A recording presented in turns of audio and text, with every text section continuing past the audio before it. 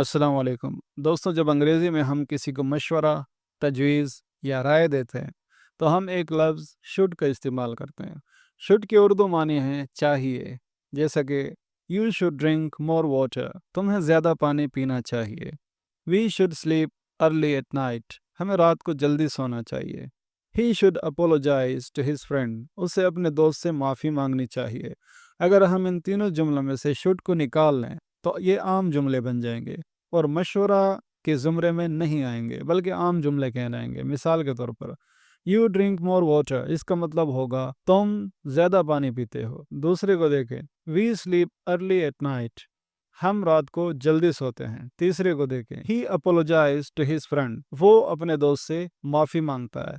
तो आपने देखा कि जब शुड को हम इन जुमलों में से निकाल लेते हैं तो ये आम जुमले बन जाते हैं। सब्जेक्ट और वर्ब के दरमियान जब हम शुड का इस्तेमाल करते हैं तो वो मशवरा या तजवीज़ या राय बन जाती है वो बात। आए अब इनका स्ट्रक्चर हम यहाँ पे देख लेते हैं। पहले हम लगाएंगे सब्जेक्ट। जब भी हमने शुड का जुमला बनाना होगा, जब भी हमने किसी को मशवरा देना होगा, तजवीज़ देनी होगी, राय देनी होगी, तो हम सबसे पहले सब्जेक्ट लगाएंगे जुमले के अंदर, फिर शुड लगाएंगे उसके फ़ौरन बाद, और उसके फ़ौरन बाद हम वर्ब लगाएंगे। यानी सब्जेक्ट और वर्ब के दरमियान हम जब शुड इस्तेमाल करेंगे तो वो मशवरे वाला सेंटेंस बन जाएगा, तजवीज़ वाला सेंटेंस, तजवीज़ वाला जुमला या राय वाला जुमला बन जाएगा। आए कुछ और एग्जांपल्स लेते हैं। Students should do their homework regularly, तलबा को बाकायदगी से होमवर्क करना चाहिए। अब स्टूडेंट सब्जेक्ट है, उसके बाद शुड लगाया, उसके बाद डू वर्ब है। डू के मानी होते हैं करना, काम करना।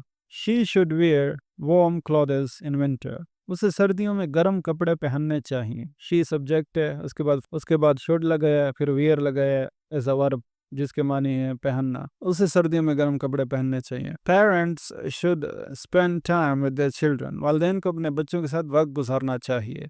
पेरेंट्स सब्जेक्ट है, उसके बाद शुड लगा है, उसके बाद स्पेंड जो है वर्ब है, जिसके माने हैं गुजारना। पेरेंट्स शुड स्पेंड, पेरेंट्स को, वालिदैन को गुजारना चाहिए क्या? टाइम, वक्त, विद देयर चिल्ड्रन, किसके साथ? अपने बच्चों के साथ। वालिदैन को अपने बच्चों के साथ वक्त गुजारना चाहिए। We should respect our teachers, हमें अपने असातिज़ा की इज्जत करनी चाहिए। वी सब्जेक्ट है, उसके बाद शुड लगा है, उसके बाद रिस्पेक्ट, इज्जत करना, वर्ब है, हमें इज्जत करनी चाहिए। वी शुड रिस्पेक्ट, इसके क्या मानी होंगे? हमें इज्जत करनी चाहिए। किसकी? आवर टीचर्स, हमारे असातिज़ा। You should tell the truth, तुम्हें सच बोलना चाहिए। यू सब्जेक्ट है, उसके बाद शुड लगा है, उसके बाद टेल जो है वर्ब के तौर पे लगा हुआ है, जिसके माने हैं बोलना, कहना।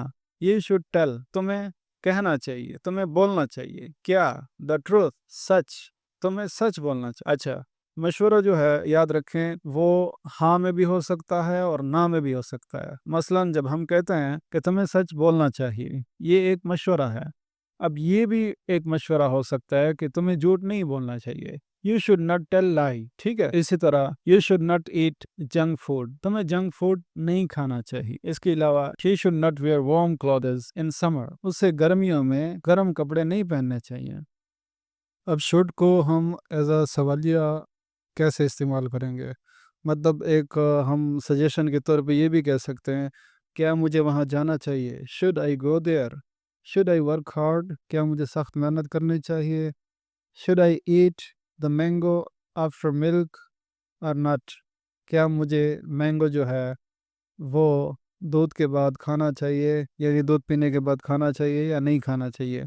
तो शुड जो है हम उसको सवालिया के तौर पे जब यूज़ करेंगे तो उसमें सबसे पहले जुमले के सब्जेक्ट से भी पहले हम शुड इस्तेमाल करेंगे, उसके बाद सब्जेक्ट लगाएंगे, उसके बाद वर्ब लगाएंगे, वर्ब की पहली फॉर्म।